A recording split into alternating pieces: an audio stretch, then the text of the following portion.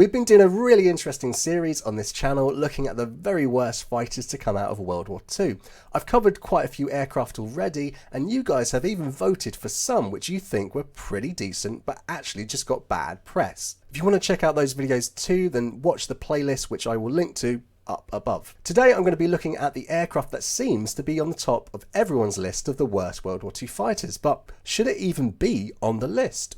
Let me know in the comments what you think after you've seen my evidence. Perhaps one of the biggest technological advances to come out of the Second World War in terms of aviation was the jet engine. While the idea of jet propulsion is in fact an ancient concept dating back to the days of Hero of Alexandria, what we know as the jet engine came from the work of Frank Whittle and Hans von Ohain. While Whittle formulated his design at the end of the 1920s, von Ohain's design would be the one to power the first jet aircraft. First flying on August 27, 1939, the HE-178 proved that the concept was viable, if somewhat impractical in comparison to piston fighters of the day. The Heinkel HE-162, which has been called the Spatz, Salamander and Volksjäger, was a result of desperation on the part of the German High Command in late 1944. A proposal was made to create a large force of jet fighters which could be flown by raw recruits to decimate Allied bombing forces attacking the Reich. This fighter would need to be quick and easy to build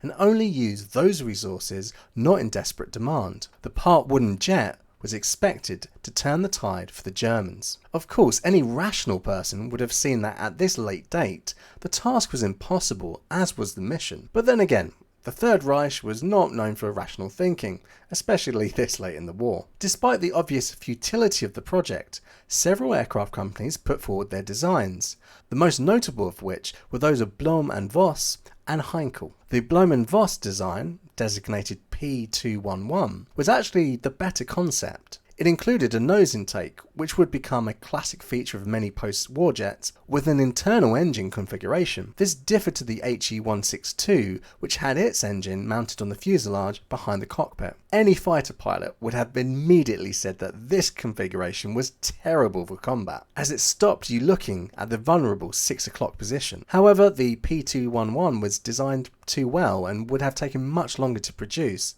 so the Heinkel HE-162 was ultimately selected. As an aircraft, it had a lot going for it, but also some fatal flaws. The HE-162 was indeed relatively easy to construct, and was extremely basic in its design. Although it had most of the modern features you'd expect in a 1944 era fighter, they were laid out in the airframe to avoid additional wiring or components in the wing or fuselage. This was good because the Volksjäger was largely built by people being oppressed by the very people it was aimed to defend. What's more, the aircraft uses as many parts and components already in production as possible. A good example of this was the undercarriage. The nose wheel was actually the rear wheel of the Ju-88, and the main wheels were adapted from a Bf-109. This was really an ingenious way to cut down on the production time, even though only about 160 aircraft total out of a predicted 4,000 per month were ever built. Despite the simplicity of the aircraft in many ways, it was also quite advanced in other aspects. It boasted one of the first ejection seats. This was to help the pilot leave the aircraft without being sucked into the engine intake situated right behind his head. The HE-162 also had an adjustable tail section, which was aimed to replace the conventional trim tabs it lacked to some extent. The first prototype flew on December 6, 1944, just 10 days before Operation Watch on the Rhine was launched to push the Allies back to the sea, and it reached a top speed of 522 miles per hour. However, there were issues with the bonding agent used on the wood, which caused the death of a test pilot on its second flight. When a replacement was found, it actually turned out to be too acidic and actually led to deterioration, which was just one of the dangers faced by the pilots. Designated to be flown by relatively inexperienced pilots, it proved to be a complex aircraft to master. Despite having good maneuverability, it was a pig to fly at low speeds and did not have good engine response at low power settings. As a pilot myself, I know how important the option for a go-around is when you're a beginner. Another danger was that when a pilot overused the rudders, which could help augment the HE-162's excellent roll rate, the entire tail section could fail, something that befell an RAF test pilot during evaluations after the war.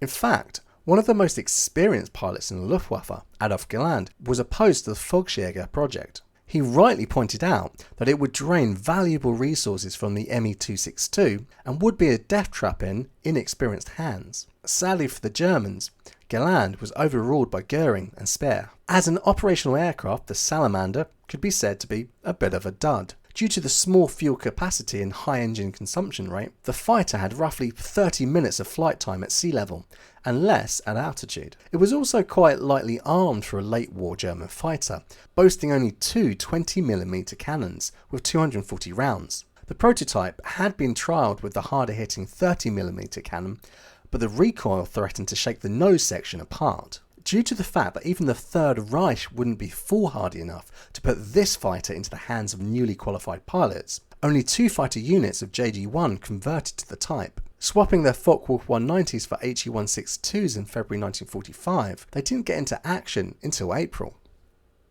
Although several victories were claimed by the units, the only confirmed kill by Heinkel He-162 came in May, when Lieutenant Rudolf Schmidt shot down a Hawker Tempest flown by Flight Officer M. Austin. Losses to pilots flying He-162s were relatively high, though only about 2 were lost directly to enemy action. Many others came down due to lack of fuel, structural failures, or pilots being lost due to faulty ejection seats and parachutes. After the war, the Allies were able to conduct extensive tests on the He-162, and it was the opinion of Royal Navy test pilot Captain Eric Brown that the He-162 was quite an unforgiving airplane, but a very stable gun platform. He explained that the view from the cockpit was excellent except for the critical 6 o'clock position, which was blocked by the engine. He also stated that had the Luftwaffe been able to take the time to fully develop the He-162 with fully trained pilots in the cockpits, the world's first operational single-engine jet fighter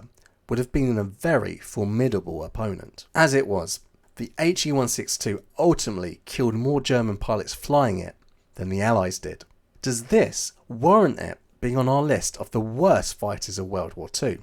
Don't forget, jump in the comments and let everyone else know what you think, and also any other aircraft you'd like me to cover in this series of videos. And if you got this far, of course, like the video to help it spread to others. And if you'd like to support the channel, you can check out the link in the description and it will tell you lots of ways you can get involved.